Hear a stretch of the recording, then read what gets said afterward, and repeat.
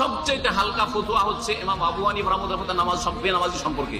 বেনামাজি যদি নামাজ না পড়ে মুসলিম শাসকের ফরজ তাকে জেলে ঢোকাবে হাত্তা ইয়াতুব, হয় তওবা করে জেল থেকে বেরোবে নামাজি হয়ে, আর না হলে আও ইয়ামুত, অথবা জেলেই সে মৃত্যুবরণ করবে।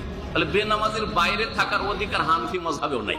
ভালো করে শুনে নেন, বেনামাজির বাইরে ঘোরাফেরা করবে আর রুজি রোজগার করবে, জেলের বাইরে থাকবে, কারাগারের বাইরে, এই অধিকার হানাফি মাযহাবেও নেই। এটা সবচেয়ে হালকা ফতোয়া। তার উপরে ফতোয়া যে তার পৃথিবীতে বেঁচে থাকার অধিকার নেই, ইমাম শাফি ইমাম মালিকের ফতোয়া।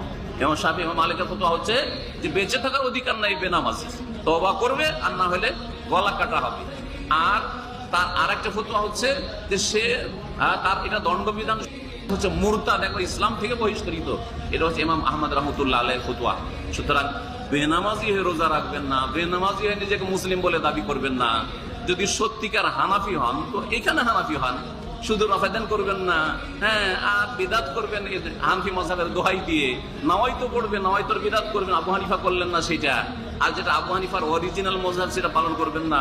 প্রত্যেকটি কিতাবে আছে, ইমাম আবু হানিফা রাহমাতুল্লাহ আলাইহির কথা হানাফি মাযহাবের প্রত্যেক কিতাবে আছে যে বেনামাজি জেলে থাকবে, হাত্তা এত তওবা করলে বাইরে বেরোবে, আর না হলে ইয়ামুত, সেখানেই মরবে, জেলের ভিতরে মরবে। আল্লাহ পাক যেন তওবা করার তৌফিক দান করেন বেনামাজিদেরকে, আধা নামাজিদেরকে ফুল নামাজি হওয়ার তৌফিক দান করেন। আল্লাহ পাক যাদেরকে নামাজি বানিয়েছেন আল্লাহ পাক তাদের দ্বীনের উপর অটল রাখেন, কায়েম থাকার তৌফিক দান করেন। আল্লাহ আমাদের সকলের গুনাহ খাতা যেন মাফ করে দেন।